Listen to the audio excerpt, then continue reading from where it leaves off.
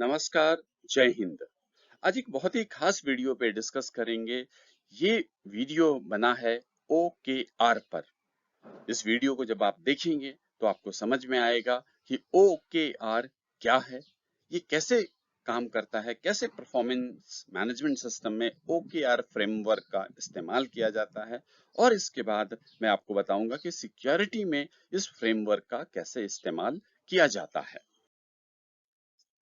आमतौर पर goal setting के कई तरीके होते हैं। हर इंडस्ट्री, हर कंपनी अपने अपने तरीके से, अपने सुटेबिलिटी के हिसाब से अलग अलग फ्रेमवर्क इस्तेमाल में लाते हैं। कुछ कंपनियां KPI या KRA को अपने परफॉर्मेंस मैनेजमेंट सिस्टम यानी PMS के लिए इस्तेमाल करती है। कुछ जगहों पे OKR किया जाता है। तो इस वीडियो में हम OKR के बारे में डिस्कस करेंगे। OKR क्या होता है? OKR का फुल फॉर्म होता है ऑब्जेक्टिव एंड की रिजल्ट्स एरिया। ऑब्जेक्टिव एंड की रिजल्ट्स, इसमें दो खास बातें होती हैं। पहला होता है ऑब्जेक्टिव और दूसरा होता है ऑब्जेक्टिव। पहला होता है ऑब्जेक्टिव और दूसरा होता है की रिजल्ट। ऑब्जेक्टिव का मतलब होता है कि हर कंपनी पूरे कंपनी के स्तर पर या डिपार्टमेंट के स्तर पर या उस डिपार्टमेंट के किसी खास इंडिविजुअल के लिए ऑब्जेक्टिव तय करती है। तो पहली बात हो गई ऑब्जेक्टिव। दूसरी बात होती है की रिजल्ट, यानी कि कुछ काम होते हैं जिसको मॉनिटर किया जाता है, ट्रैक किया जाता है और उसके काम के आउटकम को, उसका जो रिजल्ट आता है उसको मॉनिटर किया जाता है। और वो मॉनिटर करने का तरीका ये होता है कि ये समझा जाता है कि ये जो आउटकम आया है, ये जो रिजल्ट आया है, उस ऑब्जेक्टिव को हासिल करने के किस हद तक पहुंचा है। क्या उसने पूरा जो ऑब्जेक्टिव पूरा हासिल कर लिया, उसका 90% हासिल कर लिया, 80% हासिल कर लिया, कितना हासिल कर लिया, इस की रिजल्ट को मॉनिटर किया जाता है। अब सिक्योरिटी के एरिया में हम इसको एक एग्जाम्पल से समझते हैं।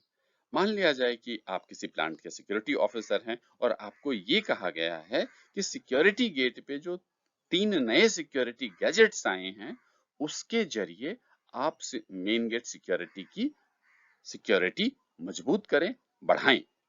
तो इसके लिए 3 पैरामीटर्स, 3 काम दिए गए। पहला काम क्या दिया गया कि आपको जितने भी मैन पावर हैं, जितने भी मैन पावर मेन गेट से जाते हैं, सभी को DFMD या HHMD के थ्रू अंदर लाना है।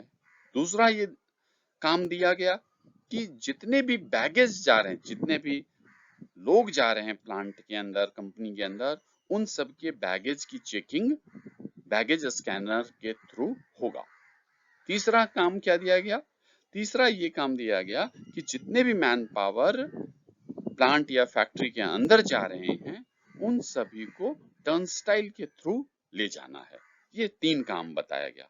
अब इस 3 काम को जो किया गया है, उसके रिजल्ट को देखें कि वो कितना हुआ। तो सबसे पहले हमने देखा कि मैन पावर को जो DFMD या HHMD के थ्रू जाना था, उसमें पहले 60% लोग जाते थे। इस बार लगातार हमने साल भर कोशिश की तो 80% लोग जाने लगे।